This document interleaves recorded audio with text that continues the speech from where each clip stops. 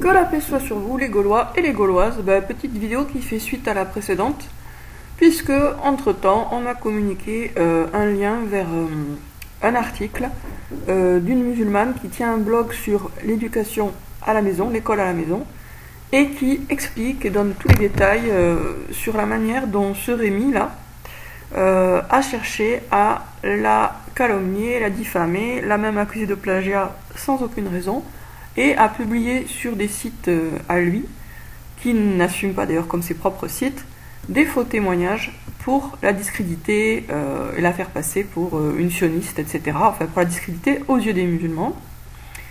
Donc on a clairement affaire à quelqu'un qui aime trop l'argent et qui veut le succès à tout prix, puisque là il est prêt à calomnier, mentir, dissimuler, tout ça pour récupérer le public de cette musulmane sur son propre site. Donc lui, il travaille dans l'école, il a un site sur l'école à la maison, elle aussi, et donc il cherche à casser la concurrence, à discréditer la concurrence de façon totalement malhonnête. Donc maintenant, la question n'est pas est-ce que ce serait une bonne idée de faire un coup d'État, parce que c'est évident que sans coup d'État, rien n'est possible. Mais est-ce que ce Rémi machin est la bonne personne pour faire un coup d'État? Clairement non. On ne va pas remplacer des gens corrompus par des gens juste un peu moins corrompus. Hein. Et puis même avec le profil qu'il a, avec le profil qu'il a, il ne le fera pas son coup d'État. Hein. Voilà. Il va juste en parler, quoi. Il se fait mousser. Voilà, pour moi, là, ce profil-là, non, je ne pense pas qu'il puisse passer à l'action d'aucune manière en réalité. De toute façon, qui passe ou qui passe pas à l'action, ça va rien donner, puisque c'est pas quelqu'un qui a une personnalité suffisamment droite et honnête pour mener à bien cette action. Ou alors ça servira. Enfin bon, c'est même pas le sujet. Le sujet de la vidéo, c'était juste est-ce que c'est quelqu'un de bien? Non, il emploie des méthodes totalement condamnables. Hein. Après, c'est pas gravissime, c'est sûr, c'est pas des trucs qui méritent la prison. Mais enfin, c'est condamnable, ça montre qui il est, quoi. Et donc, les grandes valeurs, les grands mots, le grand blabla, c'est en décalage là avec ce qu'il fait. Quand les paroles sont en décalage avec les actes, eh bien, il faut croire les actes et pas les paroles. Ça, c'est un principe. Hein. Quand les deux sont d'accord, très bien, super. Hein. Quand les paroles et les actes sont d'accord, c'est super. Quand il y a un décalage, quand il y a une opposition, eh bien, il faut croire les actes.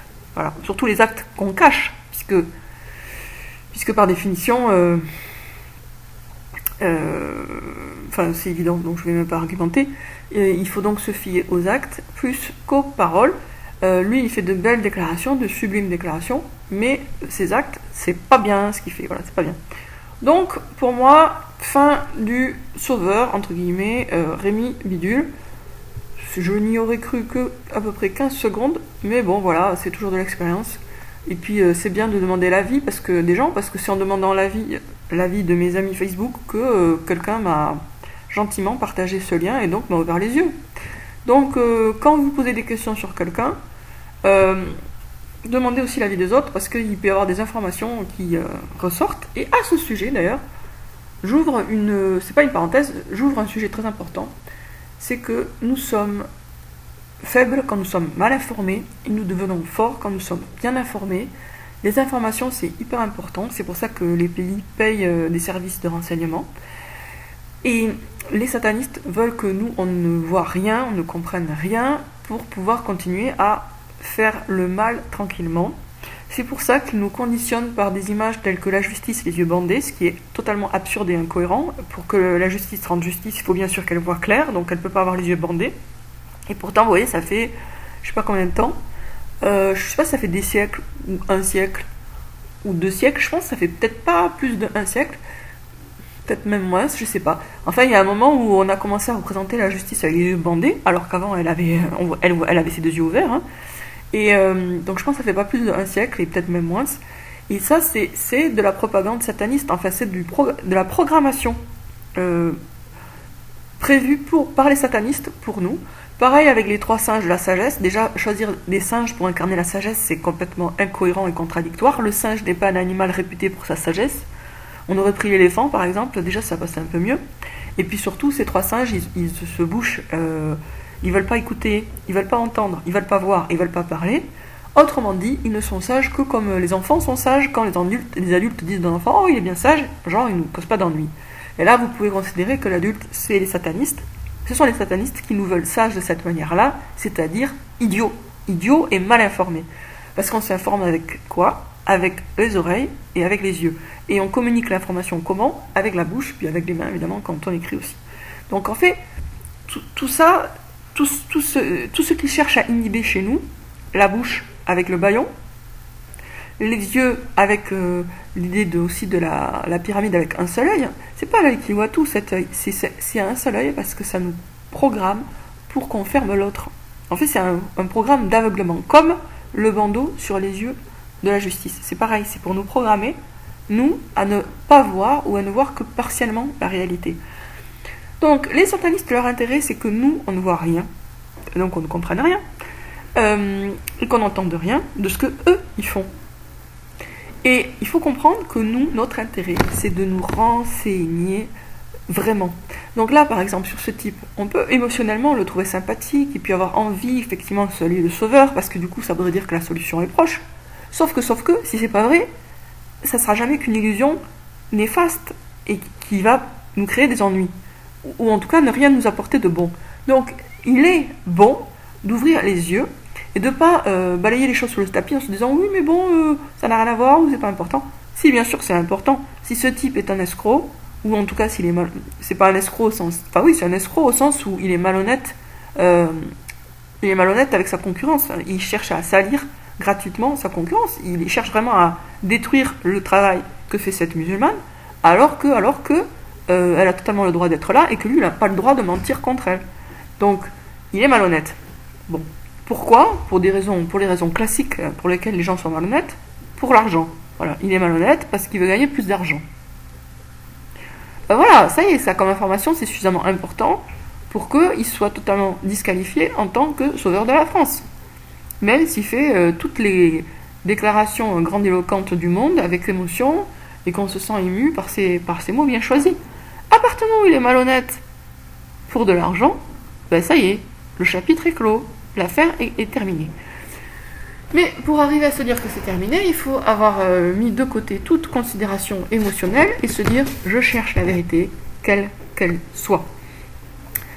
Il y a une très très belle phrase de Jean-Marie Guillot qui est pour moi la plus belle phrase sur la vérité qui ait jamais été écrite. Je ne sais pas si je vais la retrouver, je l'avais mis dans mon livre Mental Pax. Alors je la cherche sur internet. Jean-Marie Guillot. Parce que la vérité, on va voir si ça, je trouve, parce que vraiment elle est très belle. Alors, ah c'est triste, on peut même plus avoir Google Book quoi. Avant on avait Google Book quand même. Ah non, c'est parce que je suis sur Bing. Bon, voilà. Alors je vais dans Google Livres et je cherche Jean-Marie Guillot. La vérité digne d'amour. Voilà. Ouais. Quoi que je trouve, à chaque fois je l'ai cité dans plein de livres tellement je la trouve belle. Quoi que je trouve au bout de la voie où je m'engage, quand cela serait contraire à toutes mes prévisions et à tous mes désirs, à tout ce que je croyais et à tout ce qu'on croit autour de moi, quand ce serait contraire à tout ce que j'ai dit moi-même, quand cela déferait toutes mes associations d'idées, dérangerait toutes mes combinaisons, tout le système que mon intelligence avait échafaudé jusque-là, quand cela anéantirait enfin tout le travail de ma vie passée, si c'est la vérité, quelque pénible qu'elle soit, je veux la trouver, je veux y croire, parce que la vérité est digne d'amour et que je l'aime. Elle est tellement belle cette phrase. Et j'avais dit à la suite, ça c'est dans un de mes livres, oui la vérité est digne d'amour, et cet amour mérite bien quelques sacrifices. Sur l'autel de la vérité, soyons prêts à sacrifier illusions confortables, idoles adorées, idéologie chérie, souvenirs bien aimés et approximations commodes. Un atome de vérité, même amer, est préférable à un Himalaya de fiction, même sucré. Je répète parce qu'elle est tellement belle. Quoi que je trouve au bout de la voie où je m'engage, quand cela serait contraire à toutes mes prévisions et à tous mes désirs, à tout ce que je croyais et à tout ce qu'on croit autour de moi, quand ce serait contraire à tout ce que j'ai dit moi-même, quand cela déferait toutes mes associations d'idées, dérangerait toutes mes combinaisons, tout le système que mon intelligence avait échafaudé jusque-là, quand cela anéantirait enfin tout le travail de ma vie passée, si c'est la vérité, quelque pénible qu'elle soit, je veux la trouver, je veux y croire, parce que la vérité est digne d'amour et que je l'aime. Voilà, donc moi pour ce qui est de ce Rémi machin, je considère que c'est bon. C'est-à-dire pour moi ça y est, c'est réglé. C'est juste un type malhonnête qui cherche l'argent et la gloire et qui cherche à se faire mousser. Voilà, il n'a pas de principe. Il n'a pas de principe, tout simplement. Voilà, sur ce je vous dis à très bientôt les Gaulois pour une prochaine vidéo.